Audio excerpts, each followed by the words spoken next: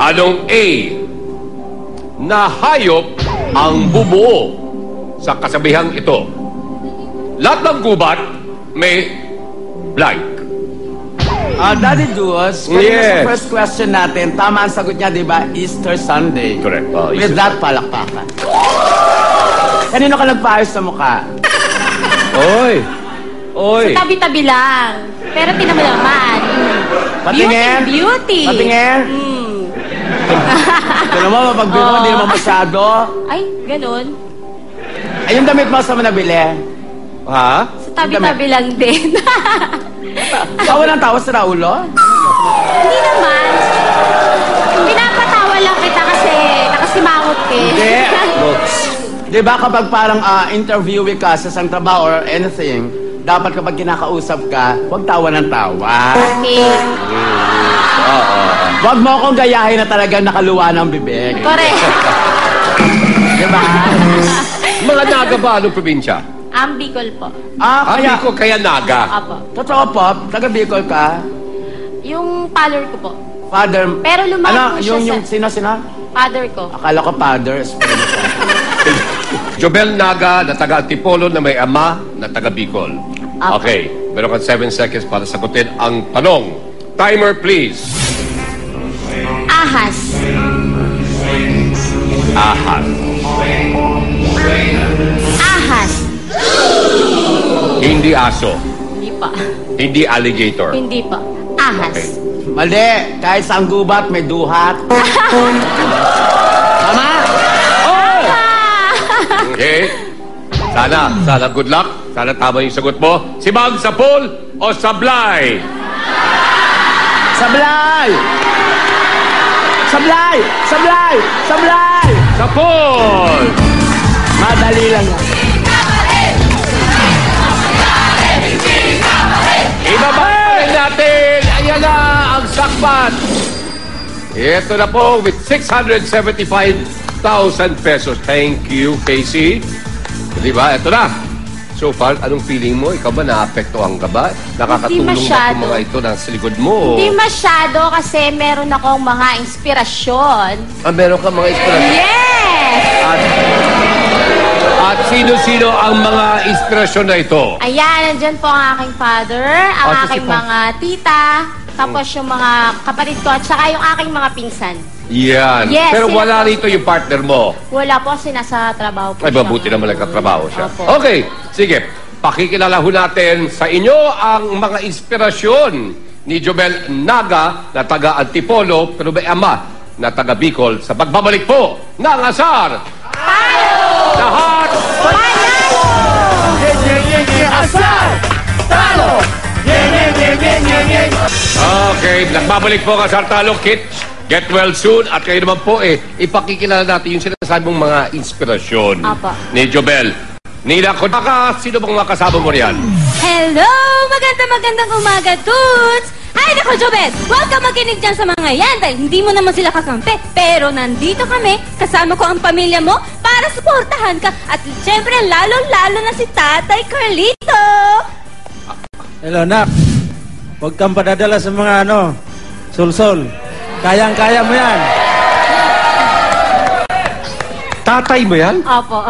Eto mukhang ang tatay mo pag naganito, nalalaksak to. Oh. Hindi naman po. Hindi naman. Opo. Okay, at sino pa ba ang kasama ni Papa mo? Yung dalawa ko pong tita, tapos yung dalawang kapatid ko, tsaka yung pinsan ko. Lahat yan ay talagang close ka sa Apo, kanila. apo. Okay, sino may nakasalamin dyan sa bandang background? Pinsan ko po. Pinsan si mo? Paolo, opo. Oh, matagal na kasi nakasalamin niya. Nagtatago ba sa batas siya? Nahihiya po sa camera. Nahiya? Nahiya pa yung lagay na yun. Gumagano, hindi halata Hindi halata, okay? Opo. Well, sana ipagpatuloy ang pagsusupport at pagbibigay ng inspirasyon sa'yo. Okay? Nandito po tayo. Tapos na tayo sa level 1. Okay, may 15,000 pesos ka. Di pa tayo sa next level. Ready ka na? Ready? Okay, Jobel, let's go to level number 2. Pakyat ng one level, itong si Jobel, nilangit na kita, kumok sa kanyang bilbel, ang laman ng bandit, ng kanyang noo, wala namang utang, sa loob nito, wala namang utang, sa loob nito. Right, rabat po, mga sungit. Thank you, Camille. Ngayon naman, 20 at 25,000 pesos ang maaari mong mapanalunan, okay? Remember, with every correct answer, bumababa po ang ating sackpot. Okay? Okay. Ito na. Choose a category. Number, please. Number, of course, ang sagot ng aking tanong ay dapat number din. Number. Okay, for 20,000 pesos, ito ang tanong. Ilang meters ang katumbas ng 100 centimeters? Ilang meters ang katumbas ng Jobel? 100 centimeters? Jobel, meron akong Yes. tanong sa'yo. Nung nag-aaral ka way back high school, isa ka bang huwarang mag-aaral?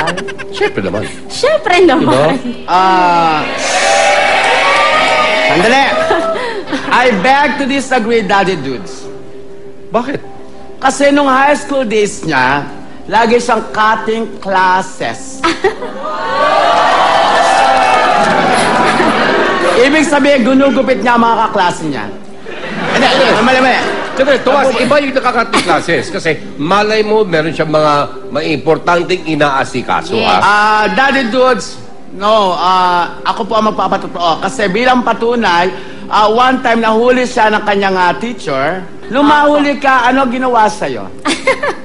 Kailangan ba ikwento? Akala ko ba alam mo? Hindi, para, siyempre, eto tapatan tayo, national television, gusto ko manggaling magmula sa bibig mo. Pinaikot ako sa campus. Gaano kalaki ang campus? Malaki siya. Kasi ano kami, sa high school 35 section. 35 sections kayo. Pangilan section ka? 4. Pwede. Ano ginawa sa'yo? So, since nasa star section ka kabilang, kasi 4 pa rin naman yon, pinaikot ka. May placard dito. Wag Sandali parang ganito ba ito? Excuse me, lipit mo muna sarili mo. Ganito ba nakalagay sa'yo?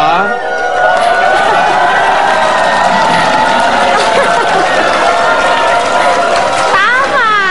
Ibig sabihin, Ano ginawa sa'yo yan? Tama. Pinaikot ka sa campus? Talaga? Opo. At talagang gano'ng katagal? Kalahating araw? Hindi naman po, mga 20 minutes, ganun lang. Daddy Dudes, kunwari, ito yung campus premises. Ikot ka nga lang, tapos kayo mga kaklase kayo, ha? Okay? Ikot! Tapos isigaw kayo na wag tularan, ha? Okay, go!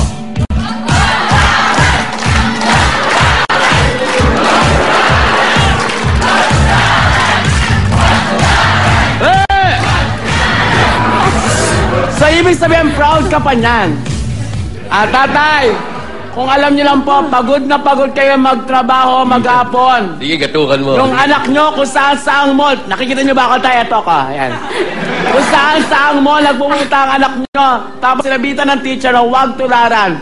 Ngayon, tatay, proud pa ho ba kayo sa anak ninyo, tay? Nakikita nyo ba ako? Naririnig lang, tay. Importante sa kanya yan. Ano pa? Importante. Ang pagiging huwag tularan? Ano pa? Saka yun. Anong klaseng tatay kayo? Kinukonsinti nyo ang anak nyo! Bakit, tay? Tomas. Tama na.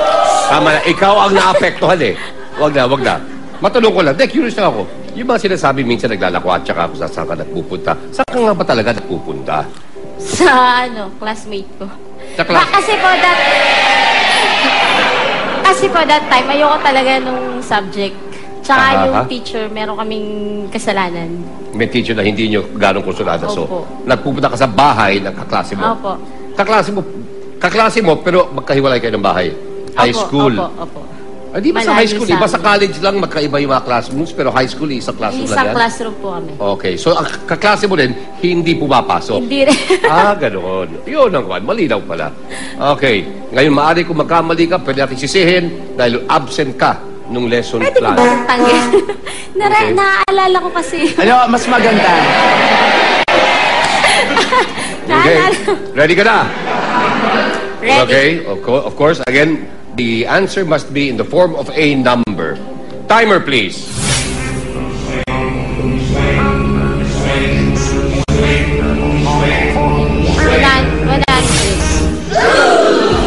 Your answer. 100. Nakalimutan. Ang sagot po ni Jobel is 100. Okay, alamin po natin si Mang. Si Mang, sapol o sablay? Sablay! Sablay! Sablay! Yay! Yay! Yay! Go! Tanumpay! Yay! Yay!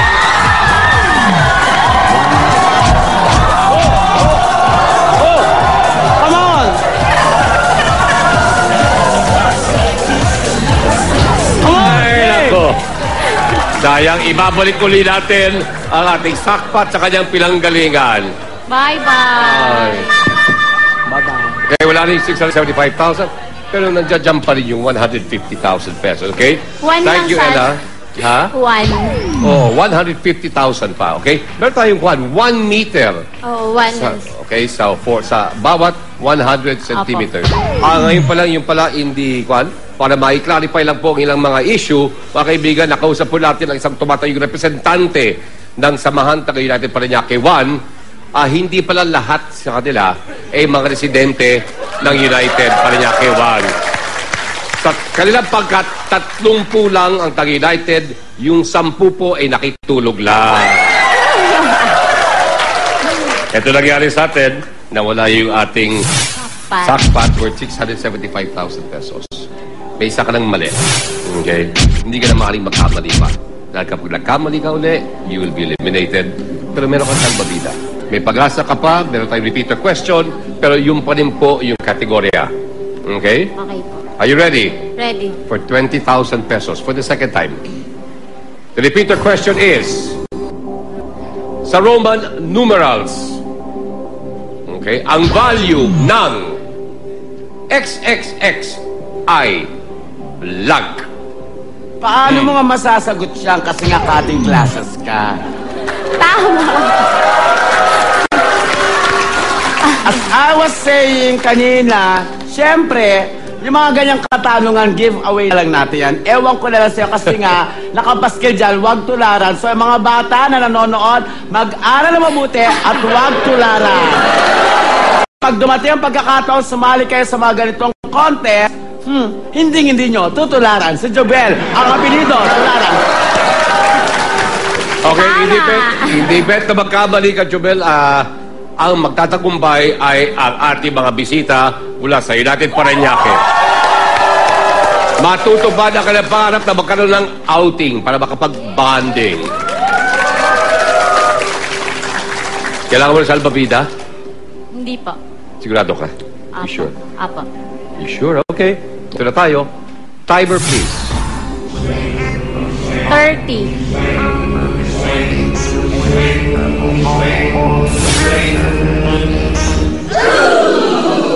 Sigurado ka? Okay, ang sinasabi po ng ating bida for the day, si Jobel Naga ng Antipolo City ay 30. Sapol o sablay, si Mang? Sapol!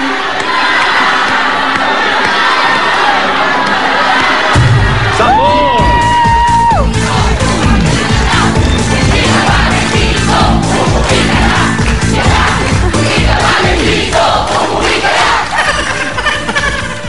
Okay, eto na tayo sa ating 25,000 peso question. Kailangan mong makabawi. Okay, may isang mali ka na. Hindi ka na maling magkamali pa. Mga kaibigan, balikan po natin si Jobel Naga of Antipolo dito sa Asar! Talo! Asar! Talo! Lahat!